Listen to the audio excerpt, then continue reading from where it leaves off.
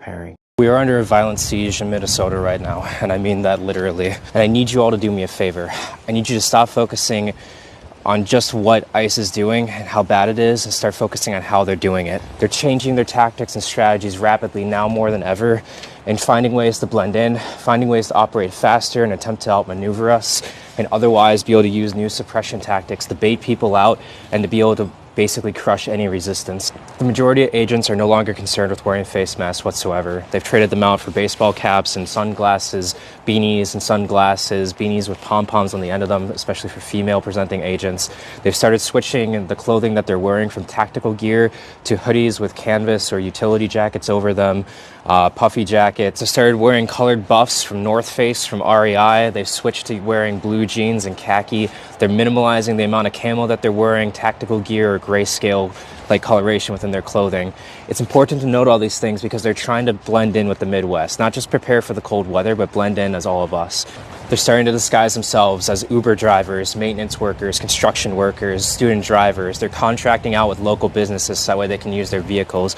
We documented a report of them starting to use like a vehicle from a local plumbing business that has all the decals and stuff on it of that business. That way it looks as though it isn't ICE at all. They're using handicap parking passes. They're starting to load more things on their dashes. They're using high visibility vests. They're throwing Gatorade bottles, stuffed animals, whatever they can up on the dash in order to make it look like a civilian vehicle.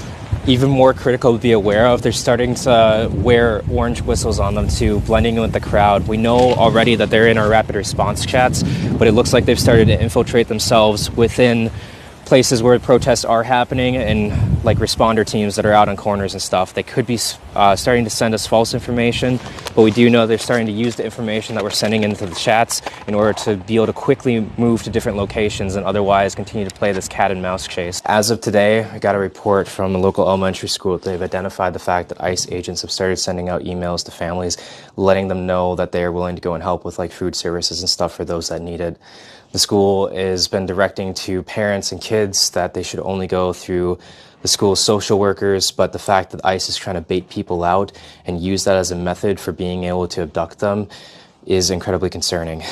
I need you all to make this go viral. I need you to make sure that every community out there that ICE might target knows how they are adapting, because they are ingraining themselves in all of our groups, including our rapid response groups already. They are trying to infiltrate, they're trying to instigate, they're trying to feed us false information. Our best chance of beating them is to outnumber them and outpace them and make sure that every time they adapt, we adapt quicker. This isn't just an immigration enforcement operation. This is infiltration and preparation for a full-scale suppression effort, and you need to start